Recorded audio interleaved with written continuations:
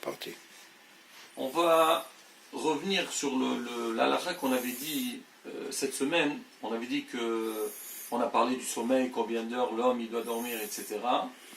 Et à la fin, on avait dit que Moulana Rav, Rabbi Mazouz, il a dit que c'est rapporté Alpi Arizal, selon Ari Akadosh, c'est bien que le matin, l'homme il soit mehabber, il doit coller, associer le jour avec la nuit. Ça veut dire l'homme, il se réveille avant le lever du jour, et il soit réveillé pendant que la journée va se lever. Alors, c'est quoi l'intérêt?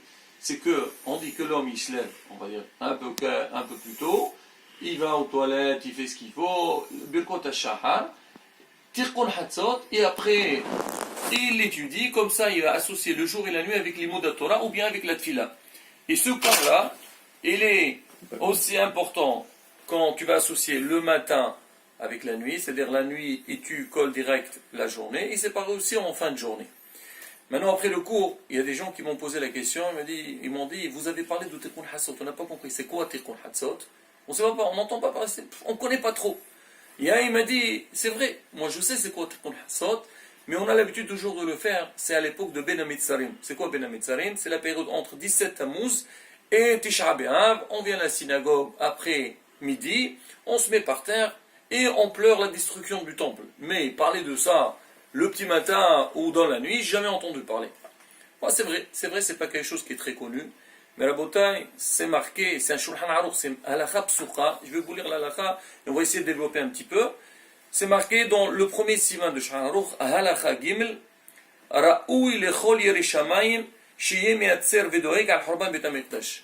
Toute personne qui a la crainte d'Hachem, mra'oui, c'est bien, c'est valable, c'est important, que tout le temps, il doit me'atzer, il doit s'angoisser et s'inquiéter pour pleurer, je rajoute, pour la destruction du temple.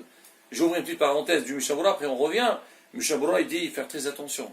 Quand on nous demande de pleurer ou de s'angoisser, seulement pour la destruction du temple. Mais si quelqu'un, il va étudier la Torah, ou il va faire la prière, pendant ce temps-là, il ne faut pas être angoissé ou inquiété, parce qu'on dit que la force de Isra, c'est quoi? Comment, malheureusement, aujourd'hui, on voit les gens un peu angoissés, stressés et tout ça. On dit ça, c'est la force de Isra. Isra, lui, qu'est-ce qu'il fait? Il essaye de mettre la personne dans une inquiétude ou dans une angoisse, comme ça, il est bloqué, il ne fait rien du tout. Alors, il dit, faites attention.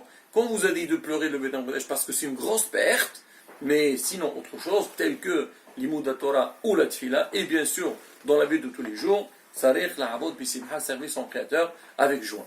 Maintenant, revenons sur le Hanyan de Tirkun Hatzot. Alors, Tirkun Hatzot, comme son nom, il le dit, Tirkun, Tirkun, c'est une correction de Hatzot.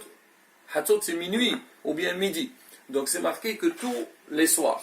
Il y a aussi pas mal d'alachot et des questions, on verra peut-être dans la suite, à les dire, c'est Moreno Arav Rabbi Mazouz, il répond sur ces détails-là.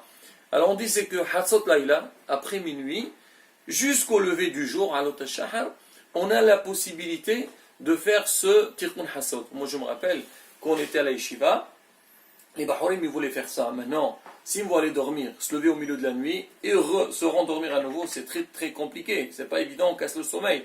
Alors, on attendait jusqu'à Hatzot, jusqu'à minuit, et après on fait Tirkun Hatzot, après on va aller dormir. Mais ça, la bataille, c'est pas donné à tout le monde.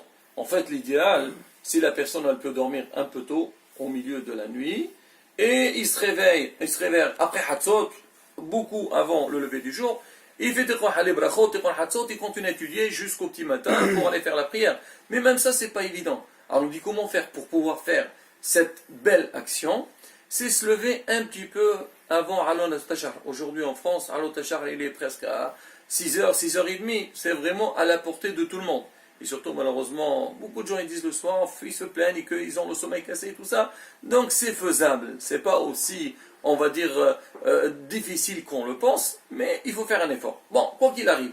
Alors, le Rav, il dit que le matin, on essaie de nous lever, par exemple, une petite demi-heure avant, et tu te lèves, tu fais ce qu'il faut faire, et après ça, hein, tu vas faire, tu fais le Birkot HaShahar, tu fais le Tirkun Hatzot, et tu commences à étudier, ou faire tes livres, jusqu'au moment de la Tfila, ou après à l'autre faire ce qu'il faut faire.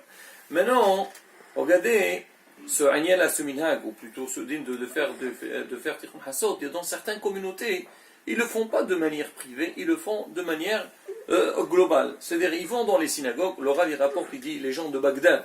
Les gens de Bagdad, ils venaient à la synagogue, ils se mettaient un groupe, ils faisaient Tikkun Hassot ensemble. Alors maintenant, en Rabotai, ça aussi beaucoup ils le font quand on fait les slihot. Parce que les slihot, on essaie de les faire tôt le matin, ou même ceux qui les font après Hatzot Laïla, ils disent c'est bien de faire le Tikkun Hassot et après on enchaîne avec ça. Maintenant, il y a des halachot derrière cette règle-là, c'est que le lien de Kaddish. Parce qu'on sait qu'un homme il fait quelque chose de Torah, un shi'ur ou une dracha, c'est bien de faire un Kaddish. Même c'est marqué que quand on répond à Mini Shimerabba après un shi'ur qui est donné par un rave, on dit Adam qui répond avec Kavana, il a un grand potentiel, il est très important. Elle dit maintenant au sujet de Tikkun Hassot, comment ça marche, quel Kaddish il faut faire. En règle générale, comment on fait? On fait le Tikkun Hassot qui est composé surtout des Birkei Teilim, du passage Teilim, après on fait Patah Elia au Navi, et à la fin on fait Kaddish. Si on le fait de cette manière-là, on fait Al Israël, parce qu'on a fini avec un passage du Zohar HaKadosh, et le Zohar HaKadosh, quand on l'a fini, on fait Kaddish Al Israël. Mais certains, ils ont l'habitude de faire les Mizmorei Tehillim, ils vont en Kaddish, après ils vont faire Patah Elia au Navi. Alors ceux qui font comme ça, doivent faire très attention. Comme on a fait Birkei Teilim au début, on fait Yehi Shelama, et après tu as fait le Zohar, donc tu dois faire Al Israël après.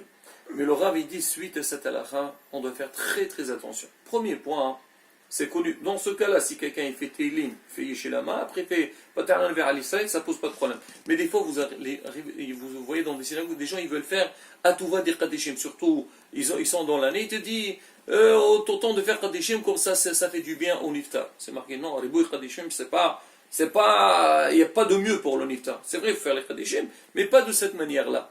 Maintenant, mais dans le cas où on est obligé de faire des Kadeshim, il faut faire attention de ne pas faire deux fois la même chose. Par exemple, quelqu'un va faire une Mishnah, faire Kadesh al Israël, et après il va faire un morceau de Zohar et faire encore une fois al Israël. Le Rav dit, c'est pas bien du tout.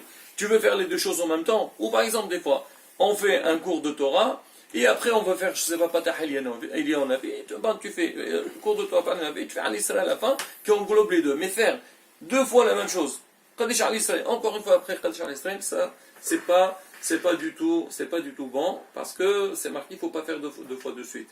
Bon, Rabotai, voilà en gros sur ce lien de Tikkun Hassot. On essaiera dans le prochain cours de répondre à pas mal de questions que les gens ils ont posées, moi en arabe, Rabbi Ben Mazouz, au lien de Tikkun Hassot.